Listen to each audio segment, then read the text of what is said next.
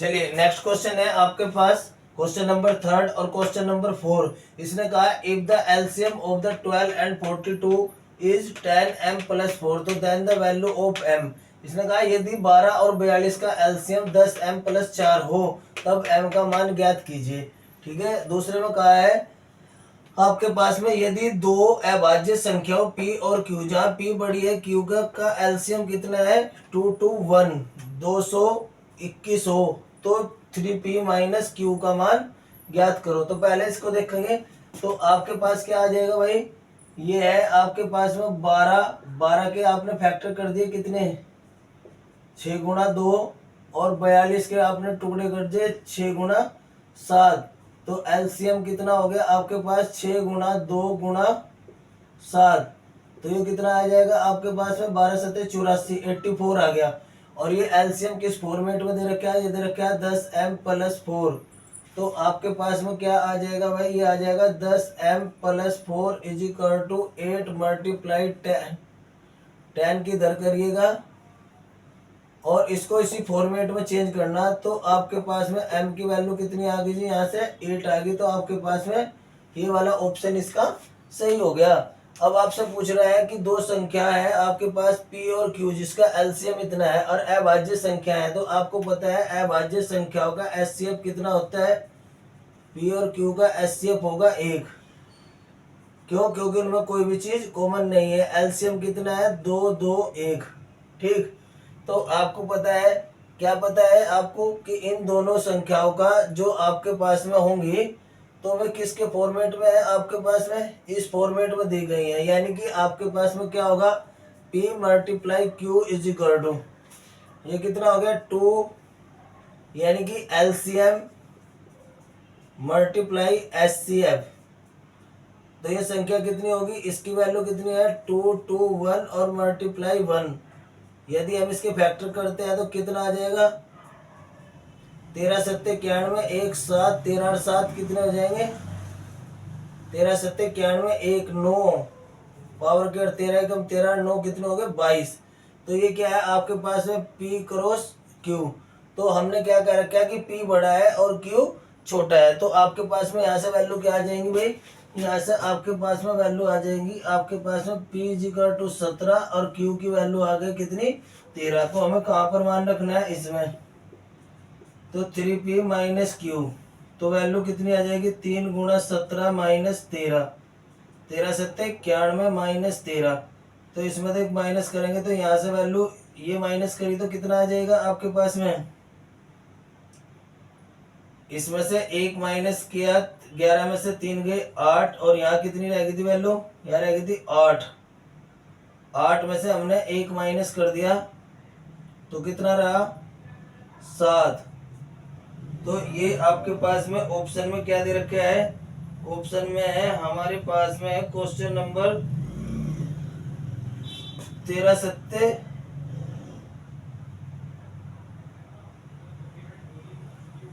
51।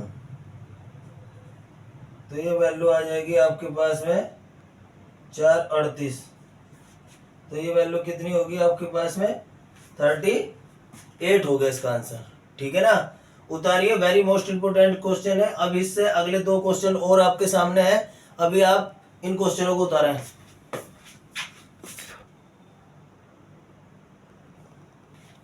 चलिए देखिए अगले क्वेश्चन है आपके सामने। इसने कहा if p square is equal to 32/50 तो देन पी इज, इन्होंने कह रहा है कि ये पी स्क्वायर बराबर 32/50 है। तो ये क्या होगा, होल नंबर होगा, पूर्णांक होगा आपका, यानी कि इंटीजर होगा, रेशनल नंबर होगा या इरेशनल नंबर होगा। ठीक है। तो देखो क्या करते हैं इसका, p square is equal to 32/50। तो p square is equal to कितना हो जाएगा 16/25। 2 से काट दीजिए इसको तो कितना आ जाएगा 16 और ये कितना आ जाएगा 25। तो p बराबर √16/25 प्लस माइनस तो 4/5 आएगा। तो 4/5 कैसी है, परिमेय संख्या है।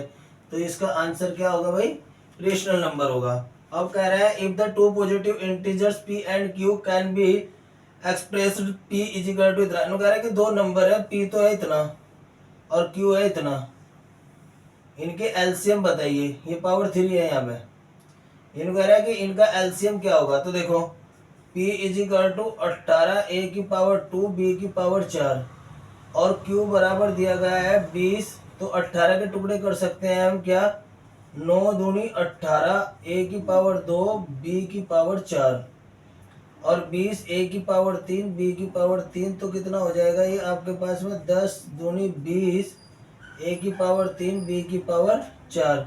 तो एलसीएम किसका, P और Q का।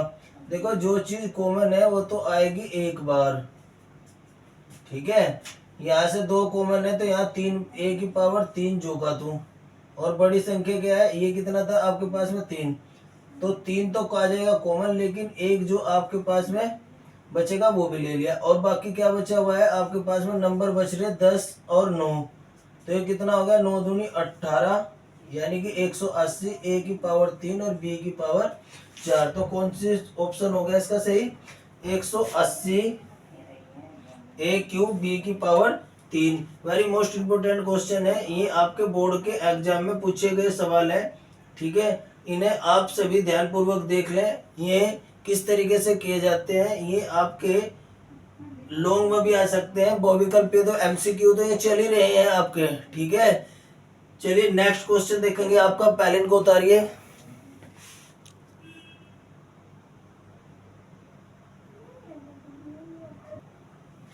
चलिए देखिए नेक्स्ट क्वेश्चन है आपके पास, इसने कहा if the ratio of HCF and LCM of the list composite number and the list prime number. ये कहता है आपके पास में भाज्य, सबसे छोटे भाज्य और सबसे छोटे अभाज्य नंबर का यदि HCF और LCM का अनुपात क्या होगा। तो आपके पास में है लिस्ट कंपोजिट नंबर्स किसा होगा भाई, ये तो होगा 4।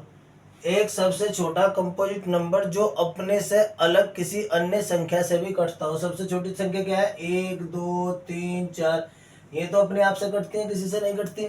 तो सिर्फ बचा क्या, 4। और आपके पास में है लिस्ट प्राइम नंबर्स कैसा बचा आपके पास में, प्राइम नंबर बचा आपके पास में 2।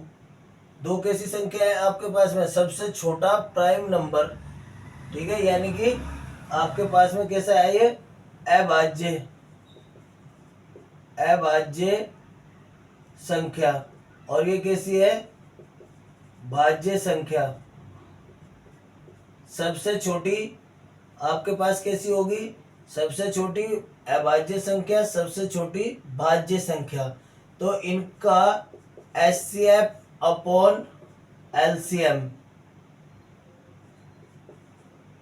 का अनुपात पूछ रहा है, क्या होगा, ratio of the two numbers. तो पहले इसका LCM और HCF देखते हैं क्या होगा। तो LCM कितना होगा भाई, LCM इन दोनों का कितना हो गया, 4, और HCF कितना होगा दोनों का, दोनों में कॉमन क्या है, इस 4 को क्या लिख सकते हैं हम, 2 गुणा 2 यानी कि 2 मल्टीप्लाई 2। तो जब हम इसमें दोनों में कॉमन क्या आएगा, 2, तो वो क्या हो जाएगा HCF, और बाकी बचा हुआ क्या होगा HCF, ये 2 भी इसके साथ चलेगा। तो यानी कि आपके पास में क्या आ जाएगा, HCF तो 2 है, LCM कितना है 4, तो कितना बचा 1:2। तो आपको क्या निकालना था, इसका ये वैल्यू निकालनी थी कि इसका अनुपात कितना होगा। तो 1:2। कौन सा ऑप्शन सही है इसका, ये वाला ऑप्शन सही है, 1:2। अगला क्वेश्चन देखिए, इसने क्या कहा है, इसने कहा what is the smallest number which when increased by 6 become divisible by 36, 63 और 108। ये कह रहा है कि आपने उस नंबर को निकालिए, सबसे छोटे नंबर को निकालिए जो इन दोनों से क्या, इन तीनों संख्याओं से डिविजिबल होने पे इंक्रीज क्या होता हो, करके बचता हो उसमें से 6 को माइनस करना पड़ता हो। तो हम इनके फैक्टर लेंगे। 36 के टुकड़े कितने हो गए, 36 के टुकड़े करिए, आपके पास 2 दूनी 4, ऐसा कर लिया करते हैं। 36 के टुकड़े 2 से किए तो 18, 2 से किए तो 9, 3 से किए तो 3 और 3 1, तो कितने आ जाएंगे 3 गुणा 3। तो ये किसके टुकड़े हो गए, 36 के। दो दूनी चार, चार तिया 12 और 12 तिया 36। अब है आपके पास में कितना 63। 63 के टुकड़े करेंगे, पहले इसको 3 से काट दिया, 3 दूनी 6, फिर 3 थे 3 सते 21। तो इसकी क्या टुकड़े हुए भाई 3 गुणा 3 गुणा 7। अब है 108 आपके पास में, तो 108 के भी आपने फैक्टर किए, 2 से काट दिया 5, ये 4, फिर 2 से काट दिया कितना आ जाएगा 2 7, फिर 2 से काट दिया कितना आ गया 3 से 3 9 जा, फिर 3 से 3। तो इसके फैक्टर हो गए 2 मल्टीप्लाई 2, 3 मल्टीप्लाई 3 मल्टीप्लाई 3। तो इसका एलसीएम होगा, एलसीएम लेंगे तो क्या आएगा, पहले तो आप ये देखेंगे कॉमन क्या चीज है, तो एक तो 3 इन सब के पास में कॉमन है, तो 3 आ गया आपके पास में। अब क्या बचा आपके पास में, अब 2 के पास में 2 को ये बचा हुआ है, एक 3 और आ गया आपके पास में। अब क्या बचा हुआ है भाई, इन 2 के पास में ये 2 है, ठीक है, तो एक ये 2 आ गया आपके पास में, एक ये 2 बचा हुआ है, तो ये भी 2 आ गया जी, एक दोनों के पास है। एक इन दोनों के पास में ये 3 है, तो 3 भी आ गया, तो बचा कौन 7। तो जब आप इनकी गुणा करोगे तो इनकी गुणा करने के बाद में हमारे पास में कितनी चीज आ जाएगी भाई, यानी कि इसकी पावर तो 2 आ रही है, और बाकी ये जो बचा हुआ है ये आ जाएगा 9 है, ये तो अभी आपके पास 3 सते 21, 63 के फैक्टर होंगे। तो ठीक है आपके पास में, तो एलसीएम आ जाएगा आपके पास में है, इन सभी का एलसीएम लेके इनकी मल्टीप्लाई करके आता है आपके पास में है 5 ये 756। देखो 3 तिया 9 दूनी 18, 18 दूनी 36, 36 की गुणा कर देंगे 7 तिया 21 के साथ में, तो ये आ जाएगी आपके पास में 6 और 21 तिया 6 और 12 126, 6 12, और ये आ जाएगा 21 तिया 63 3, तो ये आ जाएगा 5 60, ठीक है ये। और तो ये कह रहा है कि इसमें से एलसीएम में से 6 को माइनस कर दीजिए, 756 में से 6 माइनस किया तो कितना बचा 750, तो कौन सा आंसर होगा इसका 750 होगा। दोबारा समझे, इसने कहा था कि ये जो नंबर है 36 63 और 108, इनमें इनसे सबसे छोटा वो नंबर ज्ञात कीजिए, ठीक है, जिसमें से 6 घटा के संख्या प्राप्त होती है। तो ये इनका सबसे छोटा यानी कि स्मॉलेस्ट नंबर क्या होगा आपके पास में, जो इन सबसे डिविजिबल होता हो, यानी कि एक ऐसा सबसे छोटा नंबर जो 36 63 108 तीनों से कट जाता हो, तो ऐसा नंबर को एलसीएम कहते हैं। तो इसलिए इनका एलसीएम लिया गया है। एलसीएम लेने के बाद में जो संख्या आई तीनों की, उसमें से हमने 6 घटा दिया, तो नंबर क्या आया आपके पास में 750। ये क्वेश्चन वेरी मोस्ट इंपोर्टेंट में है, एग्जाम में पिछले ही साल आया था, ठीक है। ओके, उतारिए इसको।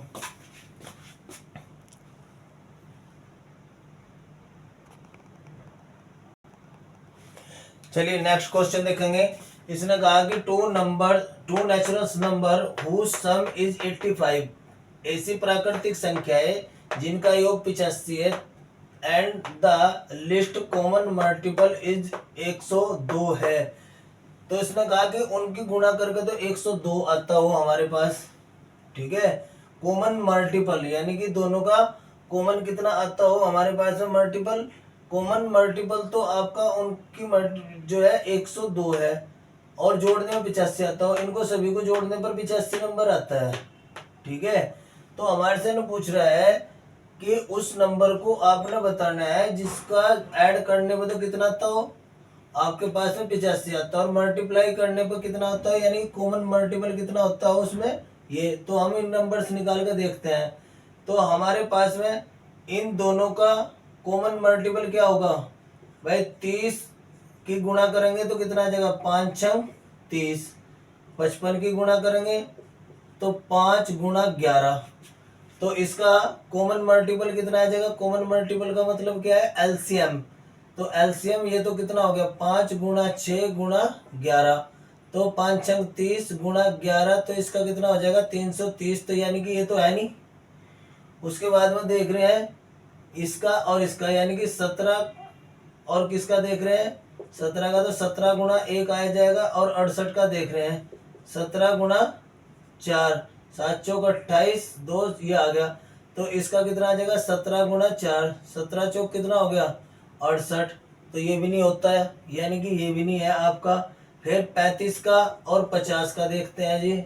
35 और 50 में 5 सत्ते 35 और 5 दाई 50। तो इसका कितना आ जाएगा एलसीएम, इसका एलसीएम आ जाएगा 5 गुणा 7 गुणा 10, 5 सत्ते 35, 350, यानी कि ये भी नहीं है। अब देखते हैं लास्ट, तो ये भी नहीं है तो कौन सा ऑप्शन है, बिना देखे इस पर राइट का साइन लगा देंगे। अब देखो ये क्या कहता है, ये कहता है कि 3750 इसके प्राइम फैक्टर, प्राइम फैक्टर का मतलब क्या होता है अभाज्य गुणनखंड। अभाज्य गुणनखंड में क्या क्या चीज आ जाएगी आपके पास में, अभाज्य जब हम इसके गुणनखंड करेंगे तो हमारे पास में आ जाएगी इसकी गुणा करके 2 3 की पावर 3 गुणा 5 की पावर 4। तो हमारे से क्या पूछ रहा है ये आ जाएगा आपके पास इसमें 3 दूनी 6 और ये गुणा करके आ जाएगा। तो ये पूछ रहा है कि आपके पास में एक्सपोनेंट ऑफ 5, तो 5 की घात पूछ रहा है ये, ठीक है। ये क्या है आपके पास में अभाज्य गुणनखंड किसके 3750 के अभाज्य गुणनखंड। वो उसी तरीके से कर लेंगे, 3750 को पहले 2 से डिवाइड करेंगे, फिर 3 से करेंगे, ऐसे ही करते चले जाएंगे तो उसकी वैल्यू ये आएगी। तो 5 की घात कितनी होगी, यानी कि 5 की घात कितनी है भाई, आपको यहाँ पर दिखाई दे रही है 4, तो इसकी आंसर कितना आ जाएगा 4 आ जाएगा। ये क्वेश्चन आपके वेरी मोस्ट इंपोर्टेंट क्वेश्चन है एग्जाम में, इनमें से 2 क्वेश्चन आने की पूरी पूरी संभावना है। बोर्ड एग्जाम के लिए वेरी मोस्ट इंपोर्टेंट टॉपिक दिए गए हैं एमसीक्यू में, जो आपको 20 नंबर के क्वेश्चन आते हैं, ठीक है। सभी बच्चों से रिक्वेस्ट है कि आप इस चैनल को सब्सक्राइब करें और वीडियो अच्छी लगे तो उसको लाइक करें। यदि किसी को ऑफलाइन इस टॉपिक को पढ़ना हो तो वो मेरे पर्सनल नंबर 9548232365 पर कॉल करके भी वो मेरे से ऑफलाइन सुविधा ले सकता है, ठीक है।